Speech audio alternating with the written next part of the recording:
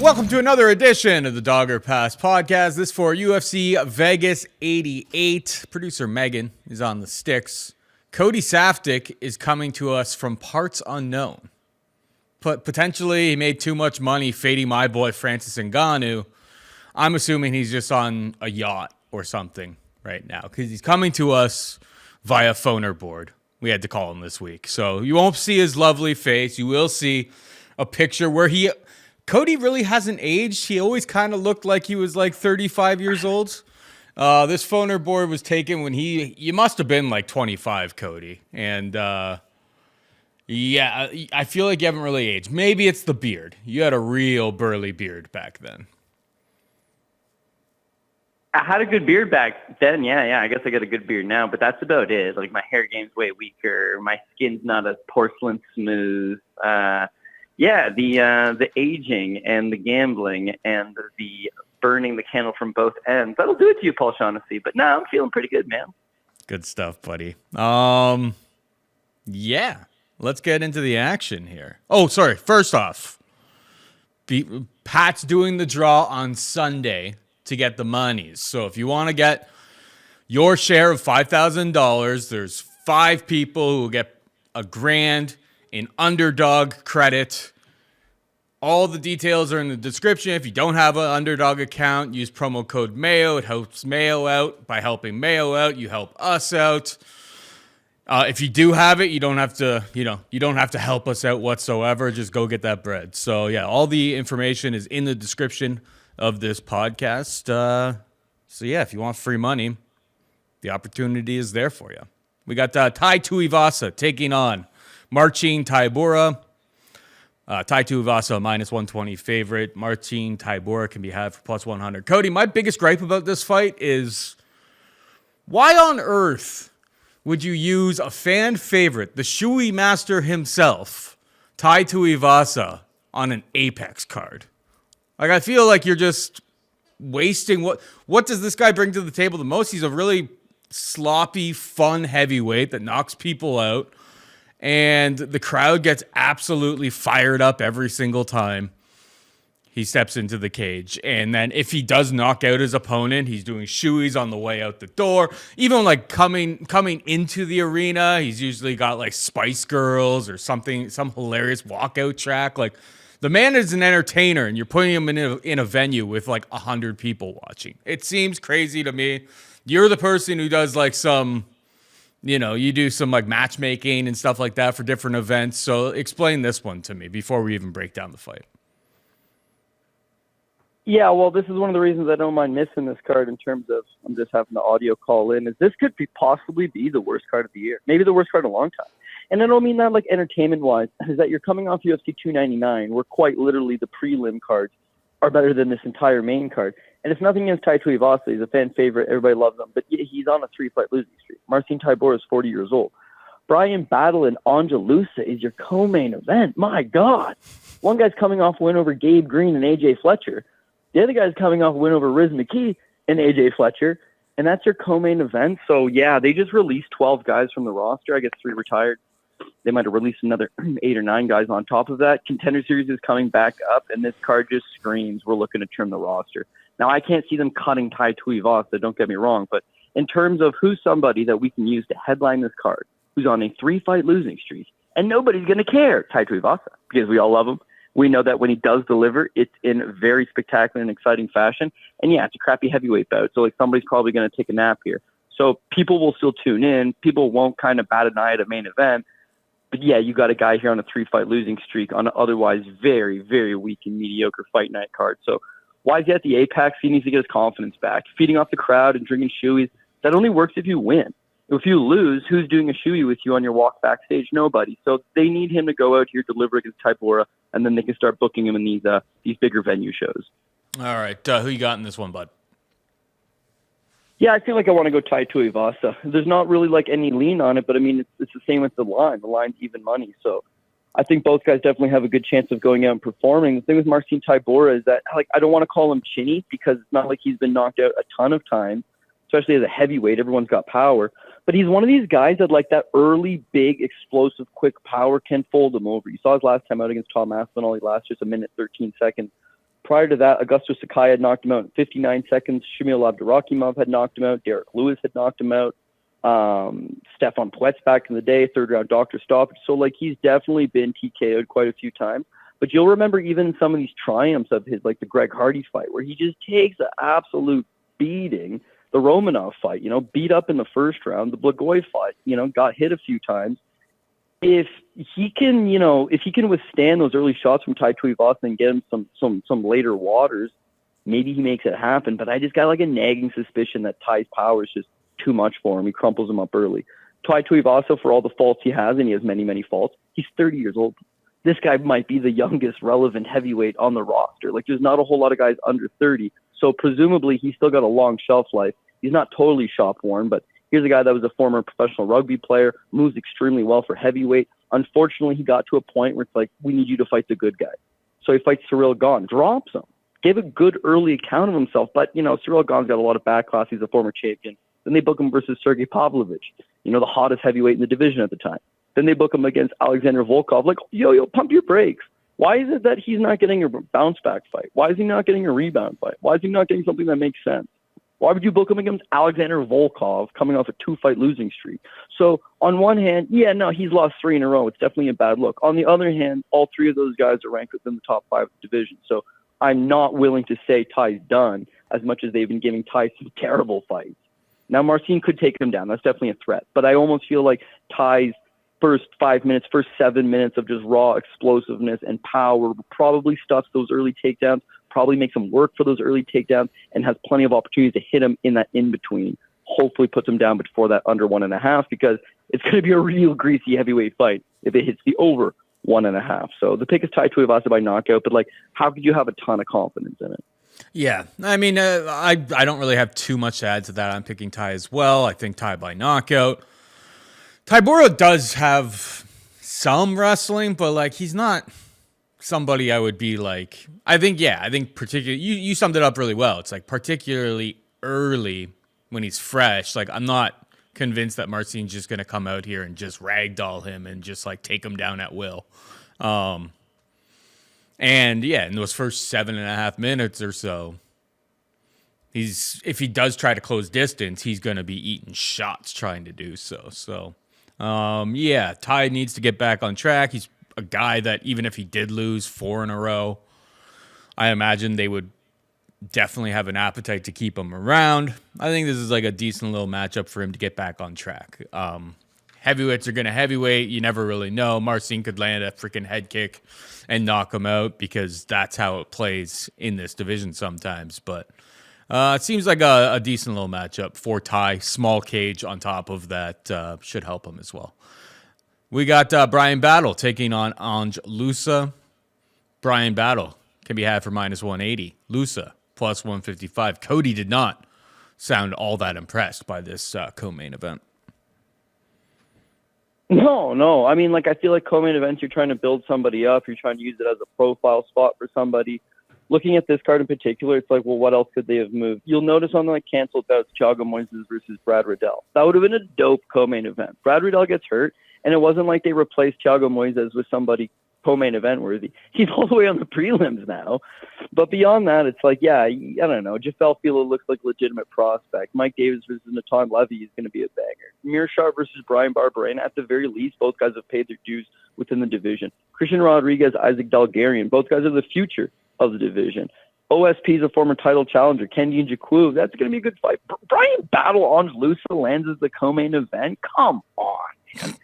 Anyways, it's not to shit on them. I'm sure it'll be like a fun enough fight, I suppose, but I got to side with the ever so slight underdog on Loosa. And again, it's not like there's a ton of confidence here. It just seems with Bryan Battle, he fights really good off his back foot. Like, he's a good counterpuncher. He moves backwards and he'll throw. He's down and throwing volume. Thing is that he normally cold cocks somebody before that and doesn't need to throw it up. You'll notice in his fight with Trijan Gore, he lands 112 significant strikes. All of that off of his back foot. So again, excellent active counterpuncher. And then since then, knocks out Takashi Sato, knocks out Gabe Green just 14 seconds, and then subbed AJ Fletcher's last time around. So you're not seeing him throw up 100 significant strikes, but just know he is capable of it. The thing is, when I watch Bryan battle, he doesn't seem like the most physically strong guy, and his takedown defense is super lackluster. And he's rocking a 45% overall, and most of that could be attributed to that Renat Fakhretdinov fight. But again, you look at the Fakhretdinov fight, he goes 7 for 9 on takedowns. And Fakhretdinov since then has proven he's not an elite wrestler. He's not an elite takedown guy. He's good. He's okay. But he's not 7 for 9. So, like, Bryan battle looks largely lost. And then in other fights, him versus Trejan Gore, he got taken down twice.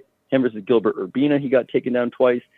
I would say that his takedown defense is 100% suspect. Now, Ange Loosa comes from a striking background. He's Swiss born. He's got some decent enough kickboxing credentials. Comes over to Killcliff FC, hanged out with the Black Zillions, all that squad. And I think he's still a striker at heart, but they've just totally built in this wrestling game into him. And you'll notice, like, he fights Jack Madeleine. He's trying to strike with him, but he does take him down, which is important. He can wrestle. His very next fight against Munir Laziz, he barely tries to wrestle. He goes in at striking mode. He loses both of those fights, and I feel like there was a switch inside the gym where they were like, hey, man, this is MMA. You can strike, but we need to focus heavy on your wrestling game. Beats A.J. Fletcher, lands 129 significant strikes and the 2 takedowns. And his last fight with Riz McKee, 98 significant strikes, 6 takedowns. So now you've got a guy that's, again, almost eclipsing 100 significant strikes landed. So volume's there, but the wrestling's there, the takedown's there, the ground control's there. So how does he match it with Bryan battle? Well, again, Bryan battle's going to want to counterpunch with this guy, and he's going to want to strike with this guy. And both guys, again, are capable of landing somewhere in that 80, 90, 100 significant strike range. It's Ange Loosa's offensive takedowns that I think would sway rounds in his favor. Being able to strike with Battle long enough to switch in the takedown, get him to the ground. Again, Battle hasn't shown a ton of resistance in that area, so that's where you would want to exploit him. And I'm not some genius. I'm sure any coaching staff that's getting Ange Loosa ready for a fight is watching Bryan Battle's tape and is seeing that this is the blueprint on how to defeat the guy. Could be close rounds, but the takedown mixed in should secure them. So, yeah, plus money, I would take the shot at Ange Loosa. Yeah, I can't really disagree all that much on that. Bryan Battle, the struggle with him is kind of the volume. I suppose the Chaisson Gore fight, he did get up to 112 significant strikes over the course of 3 rounds, but otherwise the volume is usually pretty low. Like, if you prorate the fights to, like, a full 3 rounds, you're looking at somebody who probably lands like 65, 70 significant strikes. And yeah, the takedown defense has been problematic. Like, everyone that's really tried to take him down has kind of been successful at doing so. Obviously, the Gabe Green fight was way, way too close. He does have, one-hitter quitter type of power, but Ange Loosa has been hit with some shots and seems to definitely have durability to hold up to it.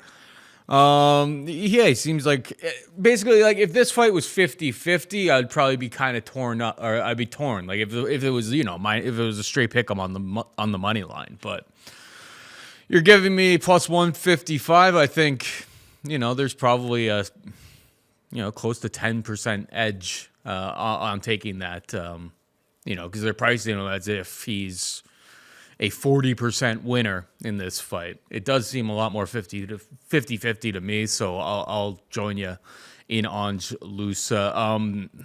Curious it's too early in the week. A lot of books are like, oh, we hate this card. They're not really putting out props too early, but Loosa decision could be interesting too. Plus 275 is the best number I see, which I don't hate, to be perfectly honest. Loosa hasn't exactly been a potent finisher by any stretch of the imagination. Moving on down, we've got Kennedy and Nzechukwu taking on OSP. Biggest favorite on the card is Kennedy at minus 500. OSP can be had for plus 400.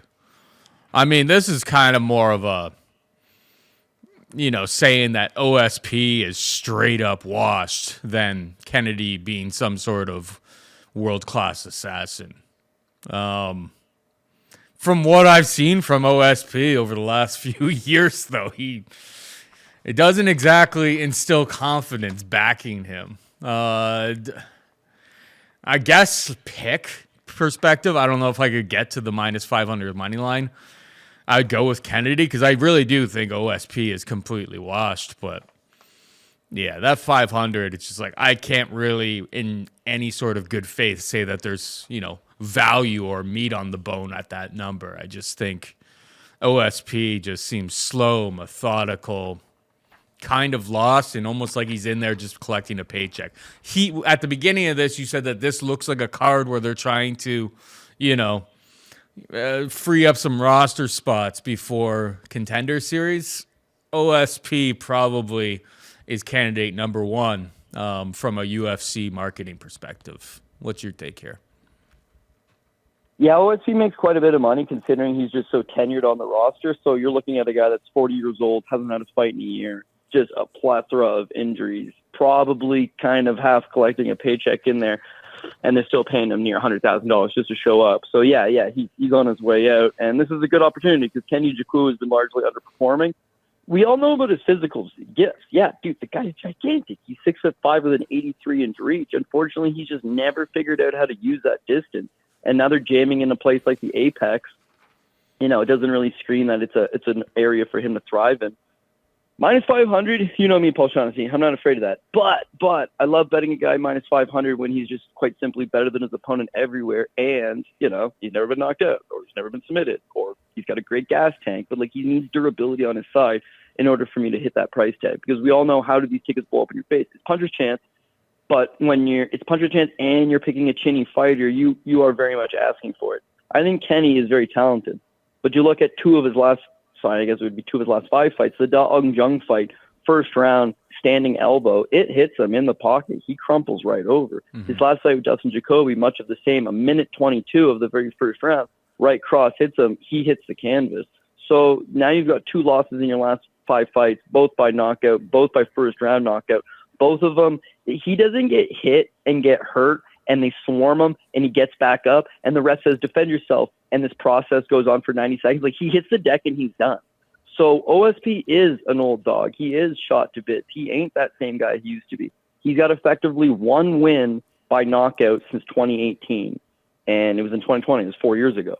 So, I'm not even convinced he's a big power puncher anymore.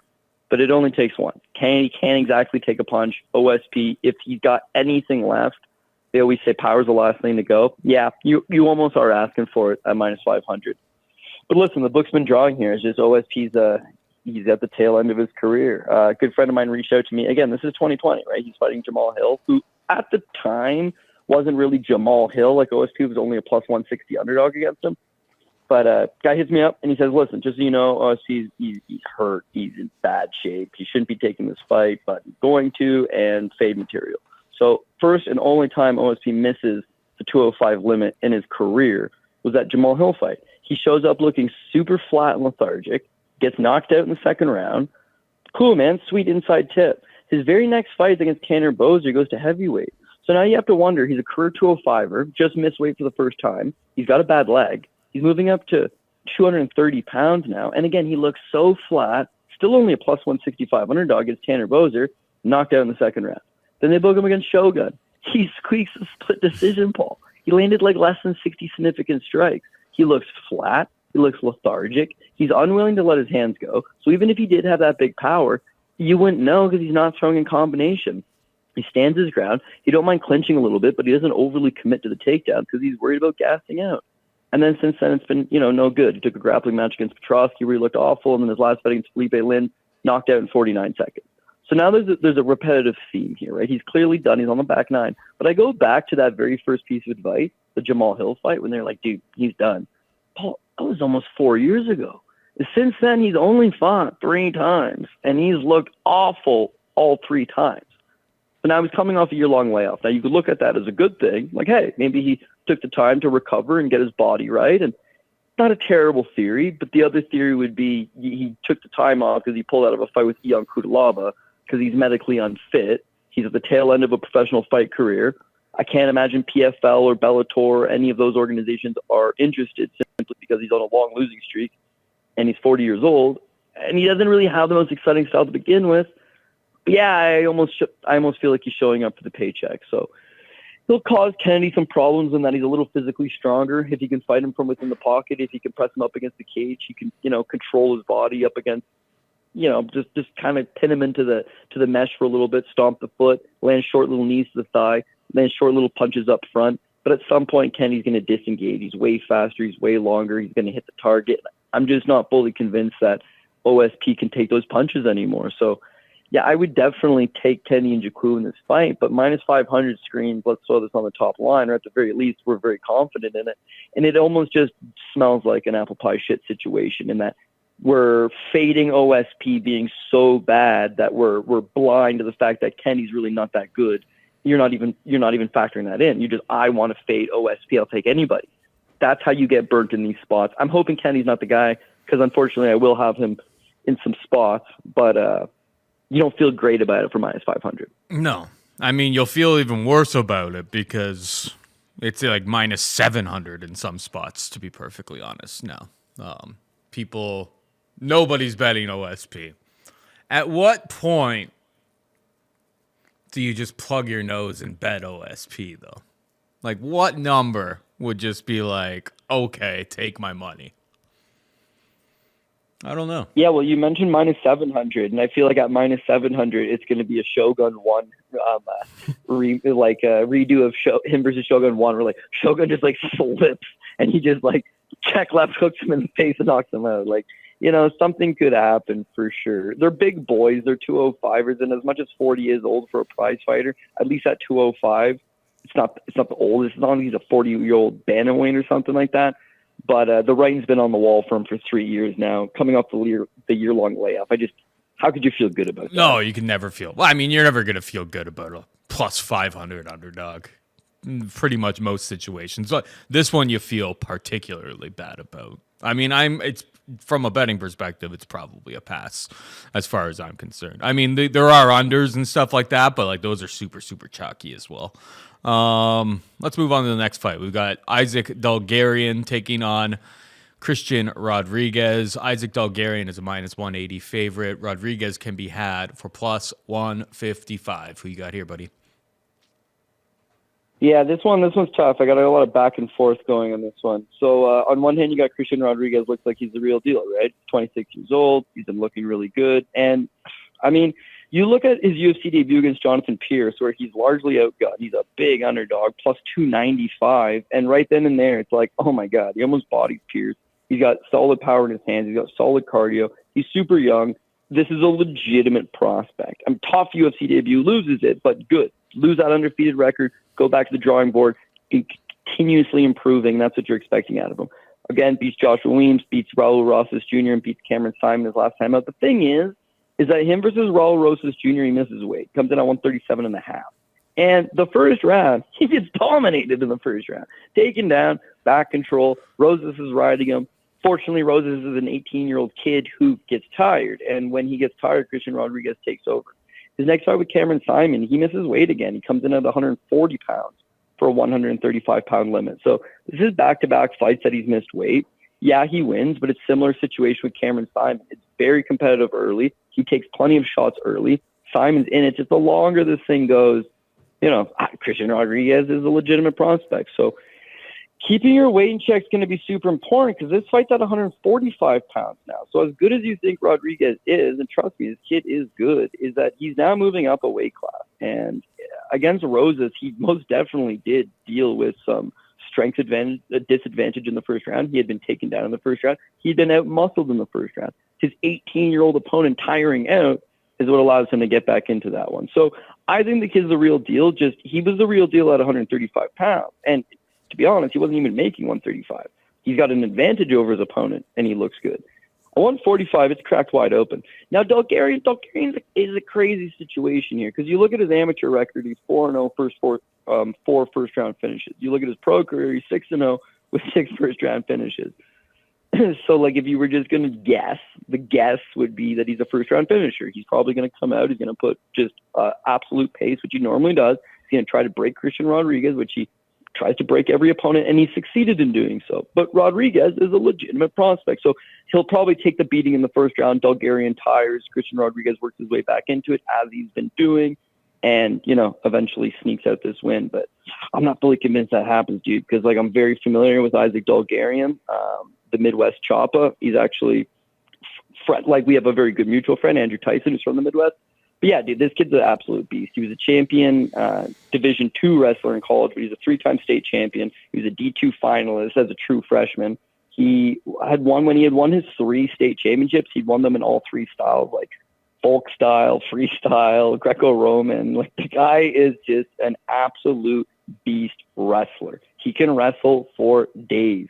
Now, you see him smash all these guys in one round, and so the assumption is that he's a one-round guy, but the facts are none of these guys can withstand this beating. Like, that Francis Marshall fight, that was a savage beating. And Marshall's not bad. I'm the fool that took Francis Marshall. Yeah, I took him because I'm like, the kid's got UFC experience. He can wrestle as well. He's with Kurt Pellegrino in New Jersey. He's got some decent BJJ. It was a savage beating of epic proportions, and that was Dulgarian's debut. And he's had about 6 months off since then.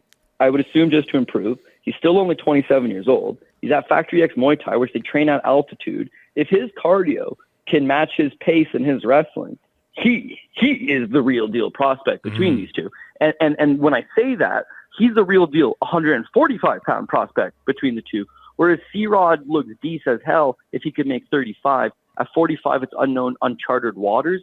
And Bulgarian is not the kind of guy you want to go into those waters with. So part of me actually thinks it's the UFC being like, hey, you missed weight twice in a row.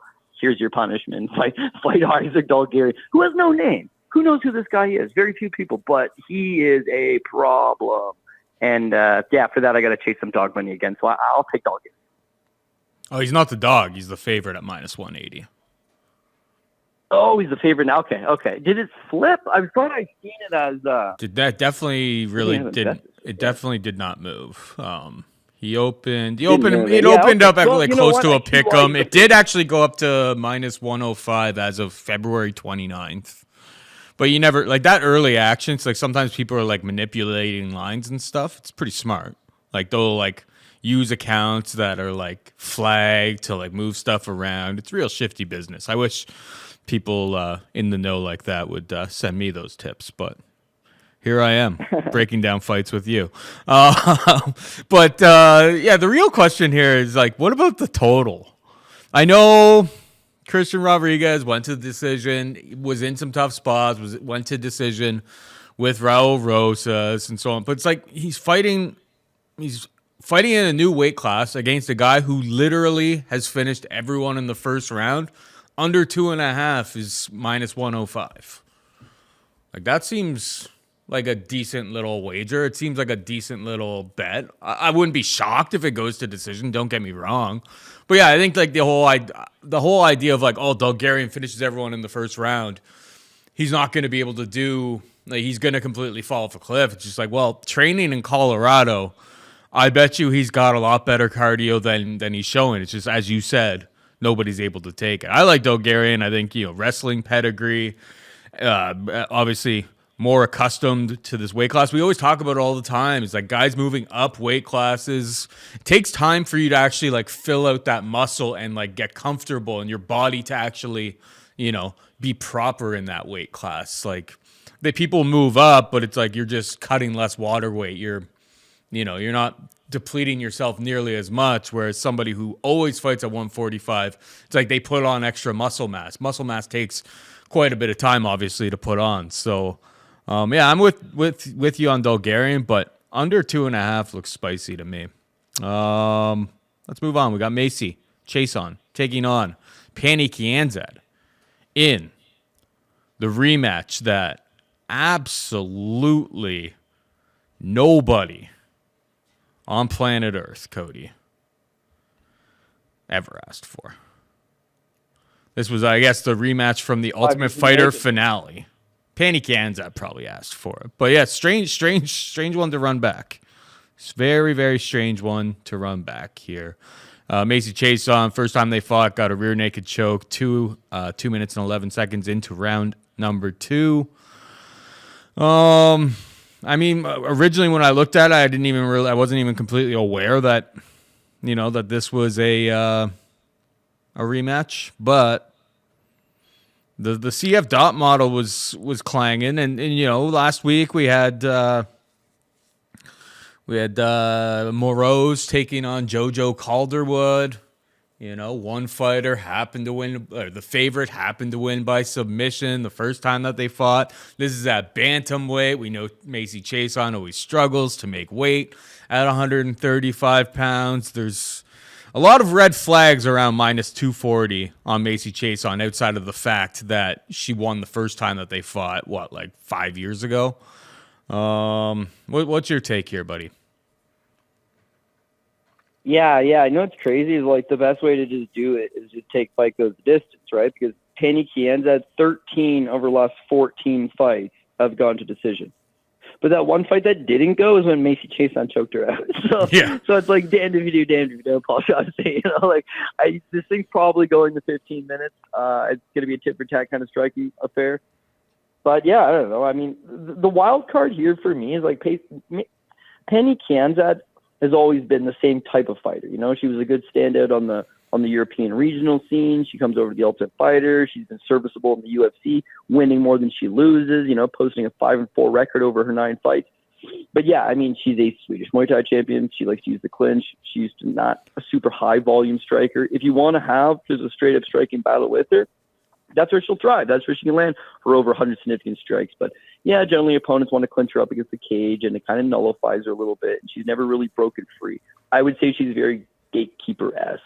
Macy Chaisson has the variables to actually break through and be a good fighter. She just continuously comes up short in these crucial spots. If you look at her losses, Raquel Pennington and Irene Aldana, I don't think anybody's faulting her for that. She's winning the Irene Aldana fight. She's up 2 rounds on her. Eats an up kick to the liver in the 3rd round. It's super embarrassing. But a win over Aldana would have done wonders for her. Her win before that's a split decision over Norma Dumont, which is a very credible win. And a loss to Raquel Pennington, who's, you know, a top girl of the division. I can't really fault her too much for losing to that level of competition. She's generally pretty competitive against them. She's got the size of physicality, 5'11" at this weight class. Yeah. Now, what you're saying makes a whole lot of sense, though. She struggled to make 135. She's left herself drained. There's a lot of these spots where she's a lot more tired than she needs to be. But she's someone that never really had time to improve and get better and work on areas of her game because they've just constantly thrown her in against tough competition and spots that maybe she wasn't quite ready for. So I almost think at 32 she's not old, but taking the year off should help her, I would think. The only problem is like you're banking on that she made these imaginary improvements, that she's gotten her cardio good, that she's gotten the weight cut good. But with the frame, with Fortis MMA, with the coaching staff around her, plus the talent that she already had, she's a bigger, stronger, more physical bruiser on the feet than Pannie Kianzad. In terms of the grappling, she's the better grappler. She's already choked her out once. Beyond that, she just has a better overall jiu-jitsu. She uses that big, strong frame to generally drag her opponents to the ground. And if she drags Pannie Kianzad down, it's not going to go good for her. You saw in her last fight against Ketlin Vieira, she gives up the 3 takedowns. But once she gets taken down, there's nowhere for her to go. She struggled against those bigger, larger physical opponents in the past. And this being in the apex, I feel like Macy Chaisson won't have a ton of distance to cover to get a hold of her. But minus 240, nah, dude, you're right. You're 100% right. CF dot model would be an act straight up. And then for minus 240, I got a girl who's looked less than impressive her last number of fights. Again, against good competition, but she hasn't exactly looked spectacular. She's been off a year. She struggles to make the weight, like at the very least wait for weigh-ins to see what she looks like on the scale before locking in a 240. But it screams bad idea. Not such a bad idea that I would take the underdog, but a bad enough idea that it's like you don't want to load up on this price tag for Chaisson. Yeah, that Irina Aldana up kick to the liver that absolutely dropped Macy Chaisson like a sack of potatoes. Like, that's the thing, is that she's actually looked pretty competent against some really decent level of competition. But I mean, getting dropped by that up kick to the liver and like literally just getting completely like it's one of the more bizarre finishes that you've seen in MMA in the last, I don't know, decade. Like, it was absolutely insane. Who does that? Who does that happen to? Like, it just doesn't. You just never see that. So is it maybe a little bit unlucky? Perhaps. Or, I don't know. Is she a little hashtag soft? Perhaps. I don't know. I there's no way I bet minus 240 on Macy Chaisson. It's going to be a pass from a betting perspective for me. We got Gerald Meerschaert taking on Bryan Barbarena. Meerschaert a minus 240 favorite. Barbarena can be at for plus 200. I mean, it's very jarring looking at Gerald at minus 240, but like Bryan Barbarena, let's face it, at 170, we were saying that this guy was like undersized, right? His body just kind of rejected it every single time, went down to 155, but he was always giving up a lot of size against guys at 170 pounds. And then all of a sudden, now he's decided that he's going to be a middleweight. And I don't know, man. I just don't know why he's fighting. Maybe he's on this card for the purposes of this could be like maybe the way that the UFC gets rid of him here. But against Makhmudmuradov, I guess he was in there. He went the full distance. He's always been certified tough and all of that, but was taken down 13 times, controlled, neutralized, knocked down twice. Like, it was not a good look. Doesn't belong at 185 pounds. He's way too small for the division.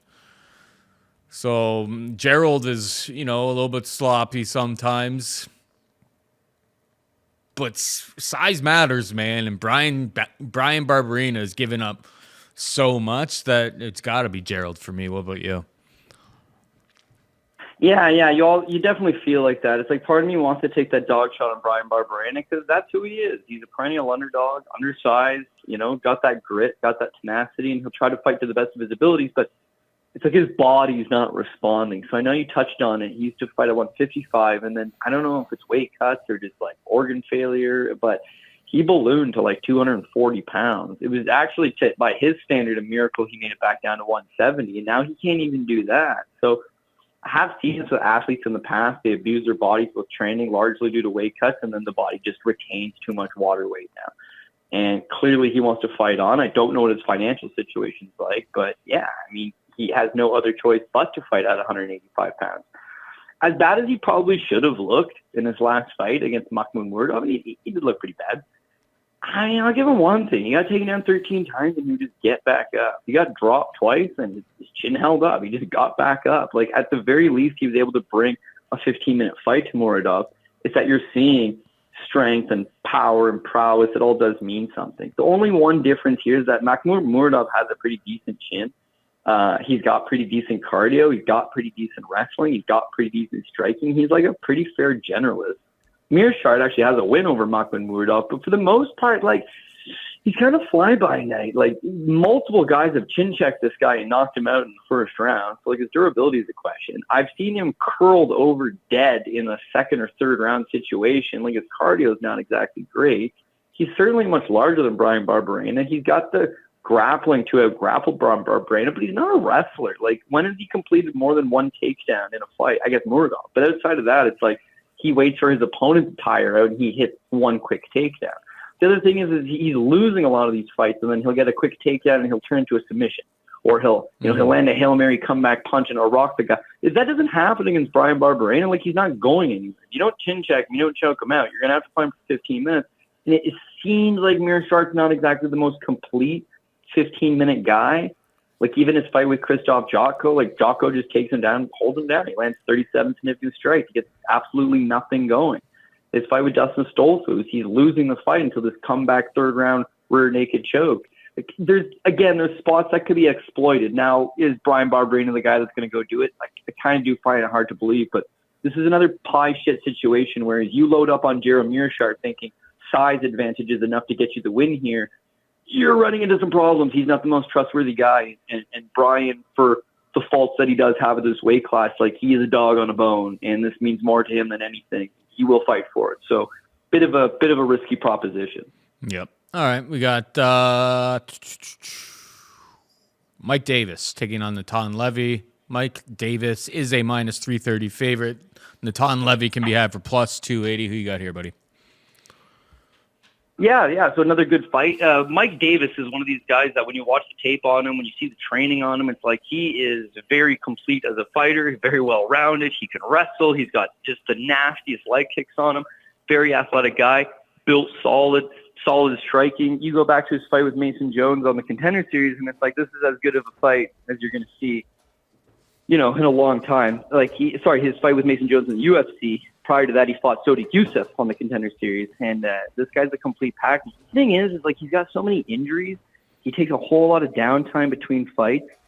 It does make you wonder, like, what version of him is showing up when he does come in there. Again, long layoffs isn't the worst thing because you're not constantly taking that wear and tear and that damage, but experience definitely does count for something, and I don't think it's, like, self-imposed breaks in between fights. I think his body and the way he trains and the level he competes at, it's just not exactly holding up. But when I say versatile, like, his fights in the UFC so far, I guess, outside of a short notice debut up a weight class against Gilbert Burns. But Thomas Gifford, he lands 139 significant strikes and 2 knockdowns, knocks him out in the third round. Mason Jones, he landed 108 in the 3 takedowns. It's that last fight against Borshev, 9 takedowns. So, like, here's a guy that's smart enough to realize I could probably strike in spots with Vyacheslav Borshev, but why bother? So it makes him the wrestling. And again, he's a solid enough wrestler. So when you look at this spot with Natan Levy, it's like, where does Natan Levy have a single advantage over Mike Davis? Because I'll tell you what, Natan Levy's not going to strike with Mike Davis. That's not going to happen. And he's been relying heavily on his wrestling as of late, but I don't think he's taking down Mike Davis, at least not consistently. Mike Davis, if anything, is the better wrestler between the two. But what I struggle with Natan Levy is that he has this wrestling advantage over Rafa Garcia, and he still loses the fight. He has a massive wrestling advantage over Mike Breeden, took him down 9 times. Still got outstruck 104-92.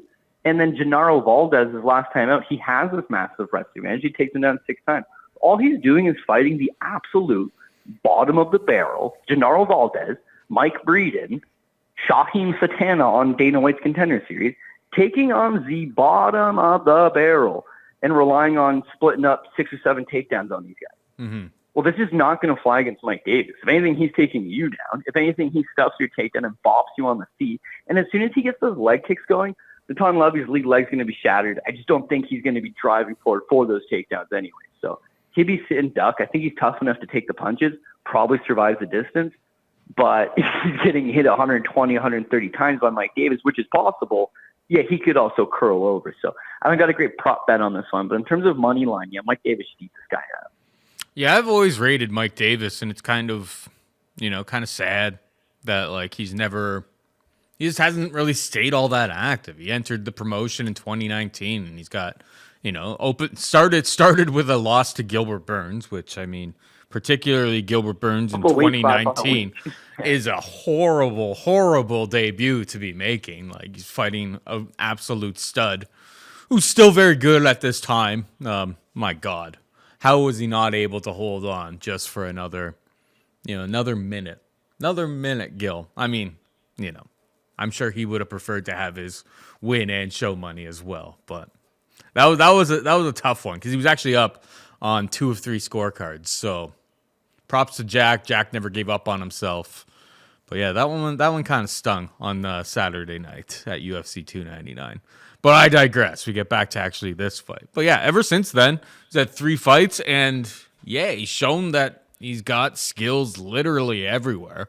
The biggest problem with Mike Davis is he just doesn't really perform nearly enough. He's 31. It's like kind of time to put up or shut up at this point. It's like if you're gonna go on a run, it starts on Saturday. Natan Levy seems like a very, very reasonable matchup for him to continue his winning streak here. And likely by decision. What is Davis by decision? It's probably, it's nothing special. There's only one place offering it right now. It's plus 120. So nothing too exciting about that prop, to be perfectly honest. But yeah, Davis should be able to win this fight however he wants, particularly if he just wants to hang out on the feet. I don't think Natan Levy has shown us anything that would lead us to believe that he can keep the pace with Mike Davis if Mike Davis is throwing like 120 significant strikes. So I'm with you there, bud.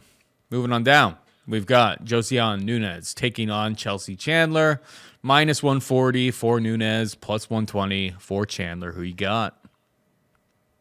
Yeah, this one seems more CF dot model to me than anything else. You got a fairly close, competitive women's MMA fight. But Chelsea Chandler, she's a 45er. She's like a pretty big 45er. So Her making 135 is extremely interesting. I'm sure she can do it. She has done it before, but yeah, at this stage of her career, you look at her last fight against Norma Dumont, she don't really look all that out of place, to be perfectly honest with you, but there's no 145-pound division, so she is just forced to bite down and get down to 35, and that'd be interesting to me. But if she does make it, she is going to be very large, very strong, very physical at this weight class. And again, you look at that fight with Norma Dumont. She starts out quite well. She gets the takedown. She has some good ground control. Unfortunately, that's a pretty tough fight for just your second outing, taking on Big Norm, who's like the only other 145-pounder the UFC has on the roster. So I can give her, a bit of a pass there. What I do like about her is that she tends to lean towards her ground game, and then because she has that size and physicality over smaller opponents, she's going to make it work for herself. Josiane Nunes is just so unbelievably one-dimensional. Like, she's 5'2" with a 67-inch reach. So Chandler's got this girl absolutely dwarfed. Like, she's going to look like she's 2 weight classes bigger than her. And then when Nunes fights, which is largely against larger opponents, she just does the exact same thing the whole time. She just swings the overhand left, swings the overhand left, swings the overhand left, swings the overhand left. Why opponents can't adjust to it, I'm not sure. Actually, I am sure, because the opponents she fights is Bia Malecki, Ramona Pasquale, and Zared Fairn. So none of these girls actually have the capabilities of switching the game plan or of just realizing, this girl's spamming the exact same overhand left every time. Because again, this is another fighter who's fought in just the lowest of the low Paul Shaughnessy. Now, how does she do in these lowest of the low? The fight with Bia Malecki is awful. Again, overhand left faults her over. But that fight with Ramona Pasquale, she got taken down 3 times by Ramona Pasquale. It's a really bad look. Wins the fight, sure, but it's a bad look. Then that last fight with Zared Fairn, she got outstruck 117 to 102. Trust me, I had a ton of money on her because I would never bet Zared Fairn, but she barely squeaked by her. Like, it was a very close and competitive fight. So in terms of her striking mid to low-level strikers, she's not necessarily blowing them out of the water. And then getting taken down the 3 times by Ramona Pasquale, that's bad luck. Against Chelsea Chandler is just way bigger, way more physical, and I think she gets those takedowns. If Pasquale can do it, so can Chandler. And the difference being that Chandler will set up shop, recruit some actual top game time, and then likely win this. Where this could blow up in our face here is that Chandler's going to be cutting a ton of weight to make the weight class, so she may have a good first round, kind of like she did against Big Norm, and then she's just running on fumes, not because she's not in shape, not because she's not a professional, because just a strenuous weight cut is taking it out of her. And then if she's tired and she's plodding, she's huffing and puffing, and she can't get takedowns, well, then this rudimentary overhand left is actually going to start to land and factor in for Nunes. So you can see both girls winning. You can see both girls trying to implement a certain strategy that could lead to a victory. But for the plus money, I would be tempted to say that ground game, that size and that physicality pays off for Chandler. So the play would be Chelsea Chandler by decision. It does tend to be pretty hard to wrestle when somebody's that much smaller than you, though, right? Like, I don't know. But you can just lean on them up against the cage. That's the squall. Who's a big girl, I guess. Who is a big girl? The interesting fact of this fight is that Nunes really seemed completely out of place at 145 pounds. 135 should seem better, but she's only 5'2". She is very, very thick, I suppose, but she's going to be still considerably smaller than most of her opponents at 100 and 135 pounds. She will 100% get dwarfed in this spot. But this could be kind of, no, not really. Not really. Remember back in the day, there was a Cyril Diabate taking on Ilir the Sledgehammer Latifi. I think it was Latifi's debut. But Latifi could actually wrestle. I mean, that came down to Latifi just landing an absolute bomb. But Latifi kind of is Josiane Nunes minus the wrestling, just women's bantamweight Latifi. I suppose only time will tell. I'm with you. You know what? If you were to say who's got more of a neck, Latifi or Nunes, I couldn't tell you because neither of them have a neck. It's just a head sitting on top of a pair of shoulders. But you're right. It makes it an interesting style to fight and a difficult style to fight. Yeah, I think pressing up against the cage, making it real ugly is probably more likely, particularly as the fight wears on. Nunes could land an absolute haymaker, but Chelsea's kind of shown an ability to take those shots. She trains with the Diaz bros. They're all certified tough around those parts. So I'm with you. Chelsea Chandler kind of uses that weight, uses that size, and goes up against her. But I think the weigh-ins are pretty important. Obviously, for both of these ladies who are both coming down to 135 pounds for this fight. We move on to Jafel Filho taking on Ode Osbourne. Filho is a minus 180 favorite. Ode can be had for plus 160. Who you got, bud? Yeah, I mean, this will be a tough fight just because I'm going to go with Jafel Filho, but you can see him getting pieced up for the most part. It's just when you look at Ode's longer than him, 3.5-inch reach advantage. He's faster, probably the cleaner striker. Got a lot going for him. Ode's problem is that he tends to just like make one mistake in a fight, end up on his back, or like one mistake in a fight and end up in a bad position. And this Jafel Filho kid is not the kind of person you want to be in a bad situation with. You saw him in the Contender Series, 3rd-round knockout. He can keep that pace going a little bit. His fight with Muhammad Makayev, he's down 2 rounds all day. In the 3rd round, he breaks his kneecap. Like, the kid didn't tap. Makayev never tapped, but it took him that little amount of time to lock up a knee bar. And again, it's the 3rd round, so he's going to be one of these guys that can knock you out in the 3rd. He can submit you in the 3rd. And what I'm getting at is it wouldn't take much of a mistake. You make one mistake, and you got a problem. So last fight with Daniel Barres, I like Barres a lot. This guy's rugged, he's strong, he's physical, he's a little bit older, so he's mature. And he rocks Jafel Filho right off the get-go, seriously stings him. But again, Filho can take a punch, he can roll with a punch, and if you do not put him away, he's coming back at you. As soon as he gets the takedown, you see just how fluid and effective this guy is on the ground. And I'm a big fan of it. Again, Ode is the more athletic guy. He's a longer guy. He's a southpaw. He's a better striker. But he's prone to make these small mistakes. And when you look at his last fight against Asu Almabayev, he stuffs a bunch of takedowns early. He's moving early, but he can't get any offense off because he's constantly under pressure of the threat of the takedown. He eventually does get taken down, and then it's done. Asu Almabayev just takes his back, gets him in the rear naked choke. He also gave up one takedown to Charles Johnson, got outstruck in that fight, got very tired in that fight, had been knocked out by Tyson Nam before that. And his wins are a little bit short on, like name brand recognition, I suppose. So with Filho, again, I think he sticks the jab in his face. He plays long from the outside, but we're in the apex. It's a small cage. Filho is either going to just legitimately take him down with the clean single leg takedown, or he's going to catch a kick, or Ode is going to spin and give up his back, or some scenario is going to arise where Filho is going to stick onto him like a Brazilian backpack. And at that point, the fight hits the ground. And at that point, if Filho is on top of him, I do honestly find he's probably going to catch a submission at some point. So minus 185 again. I think it's a competitive flyweight fight. I don't like betting big minus on money lines on flyweight fights because they're always competitive. But this Filho kid looks pretty good. I think he'll continue to make improvements. He doesn't need much time to make a submission on the ground, and this fight likely hits the ground at some point. So give me Filho.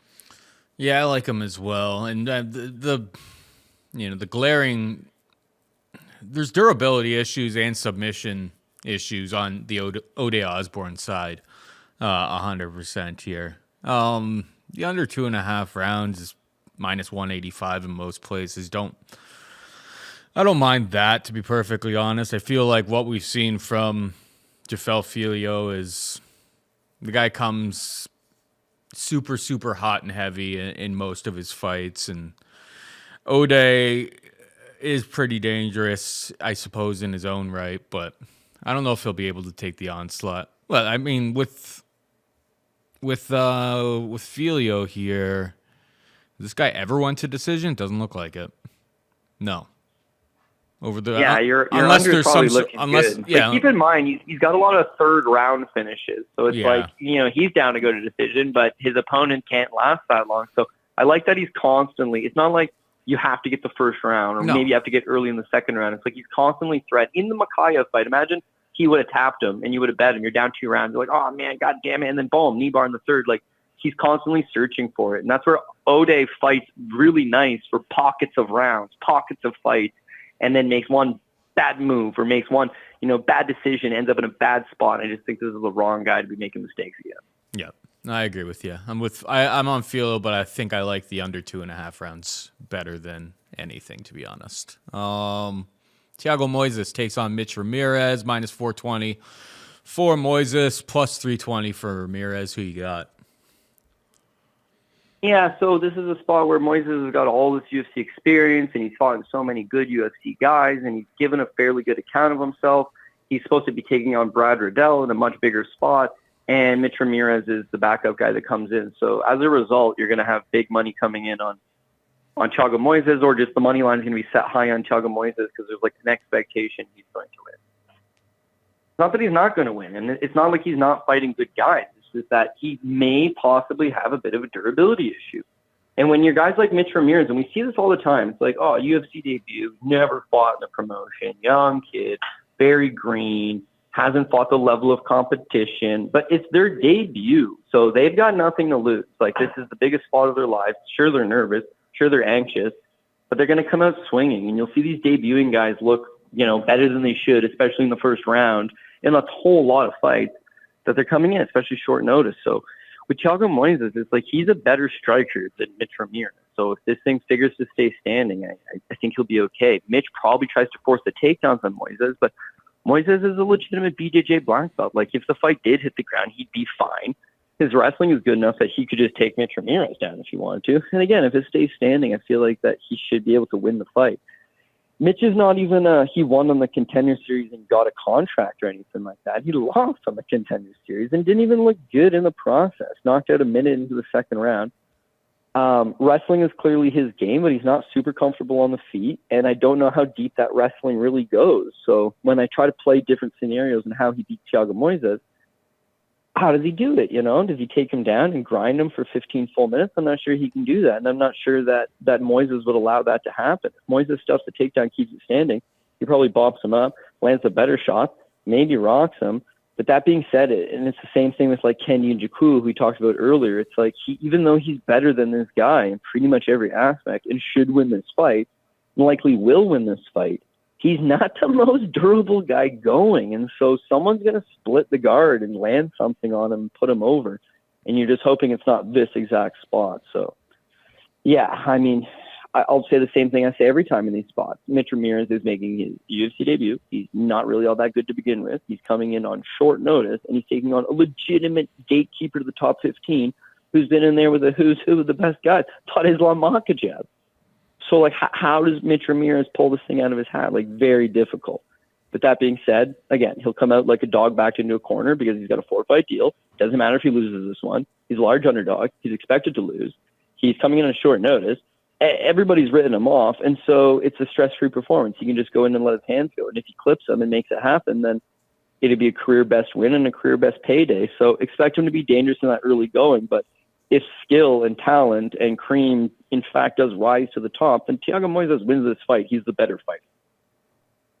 Yeah, Ramirez kept it relatively competitive against Carlos Prates, and Prates is obviously a sniper, kind of dangerous, but we saw Prates in his his proper UFC debut, slow starter, and kind of looks for the perfect opportunity, perfect shot, and he landed on Contender Series. He landed in his UFC debut, and so yeah, it's not the worst loss whatsoever on Contender Series. Went off to LFA, bags a win. Obviously comes in on short notice. It's tough to pull trigger on this guy. Against Moises, who I think is probably better than him everywhere and has seen every trick I think that Mitch Ramirez has in his arsenal. So every trick that Mitch Ramirez could possibly have up his sleeve, I'm sure Moises has seen.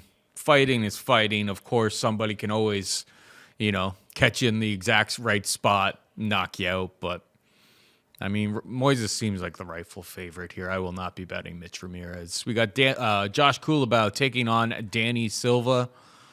Culibao, a minus 180 favorite. Danny Silva can be had for plus 155. I watched some Silva fights. I believe his LFA fights. I don't know.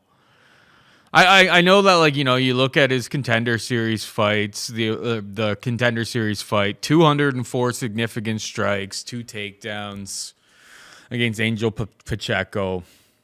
I mean, the volume is awesome. Don't get me wrong there, but I watched some of his fights on LFA, and I mean, where did they find if this is the feeder to the UFC these days, I didn't see very like this Alex Valentino Ortega guy he looked drunk in there, man. Like I was just like, this is pretty low level considering it's like the feeder to the UFC. I wasn't all that impressed. Watched his fight against Kanan Kawai Hey or whatever the hell, however you pronounce that Hawaiian name. And yeah, he loses the first 2 rounds, gets taken down a bunch of times, and then Kawai basically, gasses out, and they gave one of the judges gives it a 10-8 in round 3. So I don't know. I think cool about just the experience that he has. I think, we talked about him having a BJJ black belt, and he hasn't shown in too many spots, but at least he kind of, shows that he can get a rear naked choke up against Meerschaert Bagdasarian. I think Culibao by sub is in play here. I believe that's plus 800 at the very few books that are offering it right now. There is a concern if this goes a full 15 minutes that Culibao is not the biggest, he doesn't put up the most amount of volume in a lot of spots, but I think he's rightful fave here, man. Like, I wasn't too impressed. Like, Danny Silva doesn't look like any sort of elite prospect coming into this situation. He seems to have all of the general skills, but nothing that turns your eye and you're like, oh, this guy could be something special here.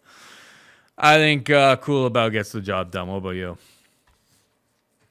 Yeah, it's a dog or pass situation for me. Like, just traditionally and historically, I ain't no Josh Culibao guy. He's not my cup of tea. Now, he's 3-3 in the UFC. Like, he's capable, actually 3-2-1 in the UFC. He's capable of getting the win, don't get me wrong. In a lot of these spots, he looks better than I always expect him to look. So, like, I am just discrediting the guy, but there's nothing I like about him. Like, he's not an athletic moving guy. He's got terrible footwork. He has legitimate power in his hand. I will not take that away from him. If he connects, it's going to be a problem. But he just doesn't throw enough. And he's a big body guy, but he's not using his reach. He's generally trying to scrap in the pocket. Although when he enters the pocket, he's not letting his hands go. His fight with Jalen Turner, he gets mollywopped. You'll give him a pass there because it's Jalen Turner. But again, he lands 12 significant strikes in 8 minutes of action. His fight with Charles Jourdain, he dropped Jourdain in the first round. That was a good first round from him. But then he just stops throwing. He lands collectively almost nothing in the second or third. It's a bad performance. His fight with Shailin Nurmbayaki, it went 15 minutes. It's a career high. 53 significant strikes landed. 53 over a bottom-end guy that you had where you wanted. Sungwoo Choi, 51 significant strikes. Meerschaert Bagdasarian, good thing he got the rear naked choke, but he was getting outstruck 26-16. There's just an absolute no volume out of this guy. Lerone Murphy took him down a bunch, so I'll give him a bit of a pass on that one. He spent 7.5 minutes on his back, but he got knocked down. He only landed 23 significant strikes in a full 15 minutes. And yeah, man, he got taken down 3 times and gave up 7.5 minutes of top control. So there's really nothing I like about it. I don't think he can wrestle. He's not scored one single takedown in 6 UFC fights. In fact, I don't even know that he's shot one single takedown, but his takedown accuracy is 0% effectively through 6 fights. So maybe he's got a black belt in BJJ. Maybe he's a big, strong guy on top. He's not taking guys down. He's not wrestling. It ain't working. Then it's mostly off the table. So what is he then? Big brute guy with some power, scores lots of knockdowns. Knocked down Charles Jourdain, even though he couldn't knock him out. Knocked down Sungwoo Choi twice, even though he couldn't knock him out. He's got some power, but it's not translating into knockout victories, certainly. And in the same breath, it's like, what's the big power without the volume? So I 100% hear what you're saying. Danny Silva don't seem all that good, but he's a student of Cub Swanson. He's well taught. He's 27 years old, and all he does is throw. Throw. He's got volume for days. You saw it in the Contender Series, obviously, where he landed 204 significant strikes, but he also did have the 2 takedowns and the knockdown. So he brawled with Angel the entire time. The thing is that he was able to do it for 15 full minutes. He still mixed in a little bit of wrestling. He showed he's got some power of his own. Those LFA fights, they're not against great guys, but what you did notice, even in that loss against Kanan, drops the first 2 rounds, but he ain't going nowhere. He's just throwing down in the 3rd round. That makes him, a live underdog against a guy like Culibao, who's got way more experience, probably has the slightly better all-around skill set, but in a fight in the apex when one guy's coming forward and swinging on you, and your career high is 53, he's coming off of 204 in this exact same building. Yeah, that's problematic, dude. If it was lines flipped, I'm in on a little Culibao because he's got a little more experience and maybe he intercepts Danny Silva being reckless on the way in, hits him with his own power, but he's the favorite, and Danny Silva is the underdog, and I see a world where Danny Silva just out volumes them, just scraps with them. It'd be a scrap on both sides. You could see both guys getting wobbled. You could see both guys getting hit. You could see both guys getting hurt. But I don't really see Danny Silva getting tired. This is how he thrives. And with Culibao, not saying he gets tired, but he's just going to start falling 2-1 behind the punch stats, 3-1 behind the punch stats. And at that point, you're relying on that one big right hook to get you back in this fight because you're otherwise losing the round. So if he catches them, good to him because Danny Silva's never been knocked out. But if he doesn't, I just feel like the judges will side with the more activity. All right, we got Corey McKenna taking on Jacqueline Amorim, -130 for Corey McKenna, +110 for Amorim. Who you got here, buddy? Probably your baby, or maybe not. Yeah. I don't know, man. I mean, honestly, they both could be my bet. I'm kidding. But it's you want to almost say dog or pass and take the +130 on Jacqueline Amorim just because it's dog or pass, but. Yeah, maybe that's what I'll end up doing. I'm not super certain on this fight. We'll start with Amorim, right? Because she's got this credited BJJ black belt. She's very smooth. She's got grappling for days. She's also a pretty solid wrestler in her own right. And in this particular matchup, she is going to have a 10-inch reach advantage over Corey McKenna. They're both the exact same height, but she's going to have a 10-inch reach advantage over Corey McKenna. So Jacqueline Amorim's got multiple paths to victory. If the fight stays standing, she's probably going to outland Corey McKenna on the simple basis of she can just use her jab and just stick her on the end of the jab. McKenna's not really shown a propensity to be a good striker. She's not some super high volume striker. She's generally just plodding forward, trying to get in your face, trying to get a hold of you and peel you to the ground. On paper, like strictly on paper, Amorim's wrestling is arguably as good as McKenna's. Like she's physically strong. She's got excellent technique. And then once the fight does hit the ground, Amorim's accredited BJJ black belt. So there's two scenarios here that one, she could in theory win a striking battle over Corey McKenna. Two, she could win a grappling match against Corey McKenna. And she's a live underdog. So why not just take the plus money there? McKenna, meanwhile, what's Amorim's fault? This fight with Sam Hughes, she starts off awesome. She looks like $1 million in the first round, and then she completely gaps. And Sam Hughes has been finding ways to win on just doing that, just not doing anything spectacular, but waiting for her opponent to gas. So that's her UFC debut, first pro loss, gasses out, not a good look. And then her very next fight against Montserrat Ruiz, people will say, third round knockout, 340 into the round, cardio looked solved. It's like Montserrat Ruiz did so little in that fight, Paul Shaughnessy, that how would have Jacqueline Amorim possibly have gassed? What actions were done in that octagon to cause her to use any effort? Because she just beat her so clean. So I'm not fully convinced that she does have better cardio. And so that's what would make Corey McKenna a probable pick is that, her striking is not good. And her grappling is, decent, but it's not great. It's that, she's more rugged. She's got the better wrestling. She can fight inside the pocket, grind on you. And I think that she pushes such a pace that it is tiring. So Amorim beats her in the first round because she'll use the 10-inch reach advantage. She'll pop McKenna from the outside. She'll dance around. McKenna probably at some point tries to force some takedowns. Amorim's going to have that early strength. She probably stuffs them. If the fight does hit the ground, she'll have a very active guard. The second round is where the tide starts to turn here. McKenna's going to do the exact same thing, plodding forward, trying to get a hold of her, strictly trying to make her work.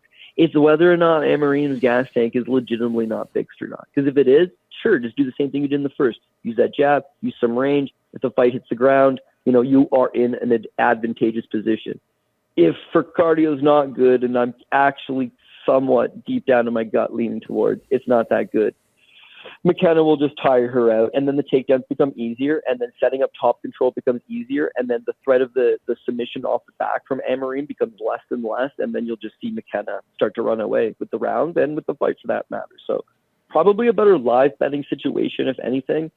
Pre-fight, I actually want to say McKenna, but I'm almost just going to classify this thing as a dog or pass and take Amorim. I guess I got to go with my gut at the end of the day. So I'll take McKenna. There's not enough value to say it's a dog or pass, but again, you can make solid arguments for either one of these girls. I could see either one of them winning. Yeah. It's been like a year and a half since McKenna has fought. So you'd think, young prospect surrounded by like a half decent camp typically, right? I'm just kind of looking through her Instagram, seeing what she's up to. I don't have too many hot takes on this fight, to be perfectly honest. But I'll side with McKenna, because it really doesn't seem like she's got like her arms seem really stumpy, so it's just like I don't know if she's gonna get caught in any arm bars, and she doesn't have too much of a neck, so I'll ever so slightly lean towards Corey McKenna here. Finally, we got Charalampos Grigoru taking on Chad Anneliger. Minus 160 for Grigoru, plus 140 for Anneliger. Who you got here, bud?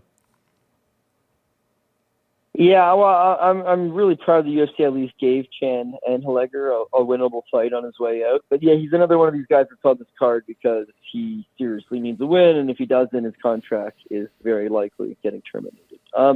Chad's got legitimate skills everywhere, but when you're 125 pounds, 135 pounds, and you're 37 years old, it's problematic. And that's kind of where Chad's at. He had that. Everybody kind of knows the story from the Contender Series. He starts off 2-5, and then goes on this big roll, wins 8 or 9 fights in a row, gets on the Contender Series, beats Win Gafrov as a 5-1 underdog, and wins a UFC debut to boot right after that. And then it's just all been downhill since then. But I mean, really, realistically, that run, those like 9 straight wins, that shot in the Contender Series, that UFC debut, those were kind of like the prime years of his career. Now he's 37 years old, which wouldn't be old if you were a lightweight or a welterweight. Lightweight, it actually is old. It wouldn't be old if you were a welterweight or a middleweight or a heavyweight for that matter. But these lighter weight classes, like it's all speed. It's all speed, and there's a lot of wear and tear because you're constantly shifting and moving and scrambling and wrestling and striking. That these older guys start to fall off a little bit. And Chad can't make 125 anymore, so he's starting to campaign as a 135er. He's a little bit slower than he used to be. His fight with Jesse Strader, you and I talk about this one every single time because it's worth mentioning. Jesse Strader was Aaron Carter's boxing coach. That's right. Aaron Carter, Nick Carter's little brother, the late Aaron Carter. He's passed away. Rest in peace. He was his boxing coach. Like, Jesse Strader wasn't supposed to win no fight in the UFC. Jesse Strader wasn't even supposed to be in the UFC.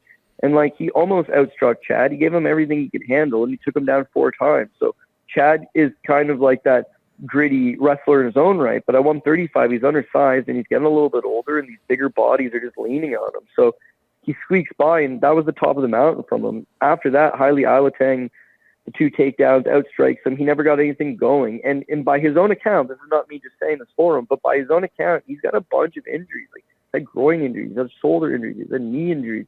He usually runs a lot of road in his lead up to his fights. Like, he's constantly running long distances, and that's why he's got such good cardio. When you watch him fight, he has good cardio. He beat Win Gafrov because of his good cardio. He overcame Jesse Strader because the fight got deep and he had that good cardio. But that was the first one he starts to tire. Against Alateng, he's just not in it. Against Jose Johnson, he fought to the end. He got some takedowns, but he gets choked out in the 3rd round, making a mistake, just going too hard for it because he knows he's losing on the scorecards.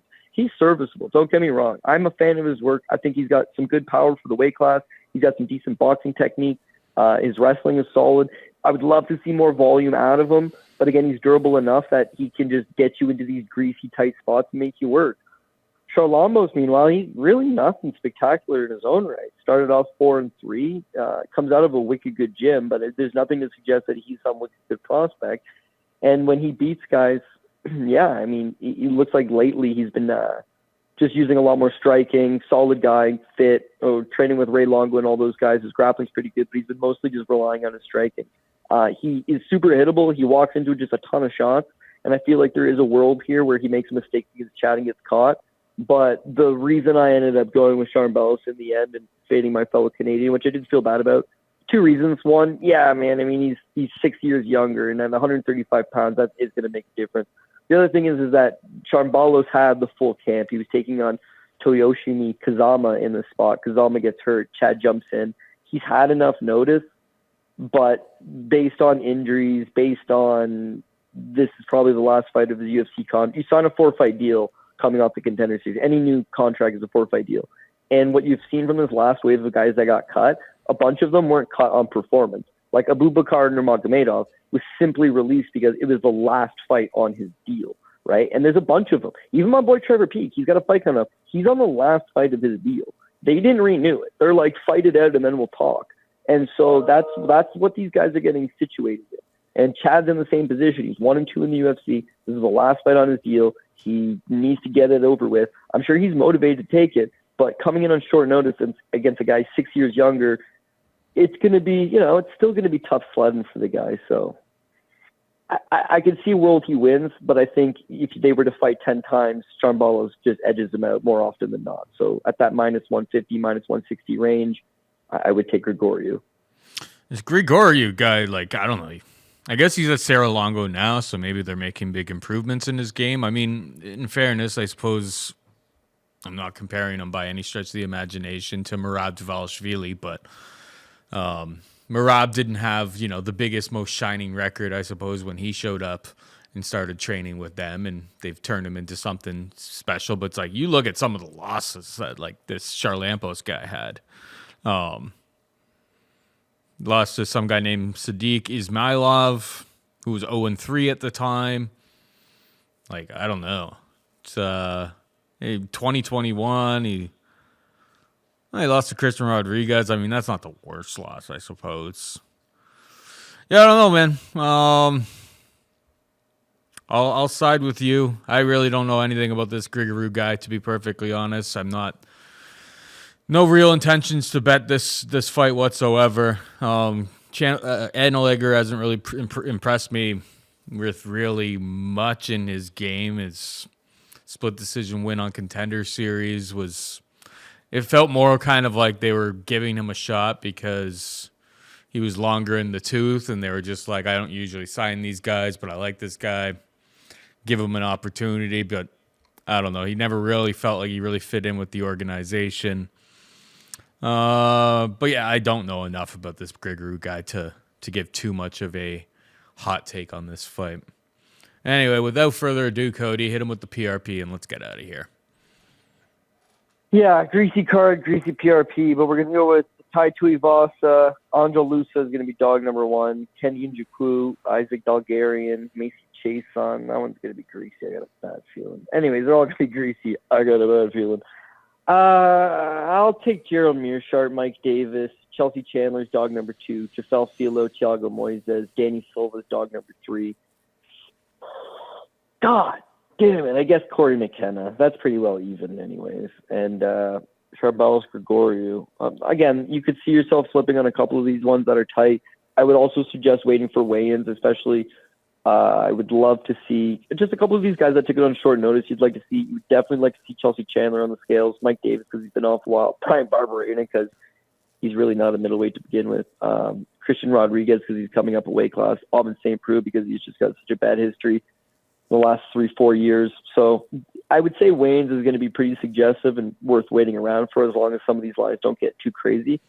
But yeah, dude, tight card. Again, we're coming off a big mega card, pay-per-view, good times, and you're going right from that to super greasy fight night card. That could definitely go either way, but it is what it is, Paul. This is the game we play, so all we can do is buckle down and hope for the best, right? Yep, expect the worst and hope for the best. Words that I live by with every UFC card these days. Anyway, that is it for us this week. Hope you enjoyed the show. For producer Megan and Cody Saftik, I'm Paul Shaughnessy saying goodbye and good luck.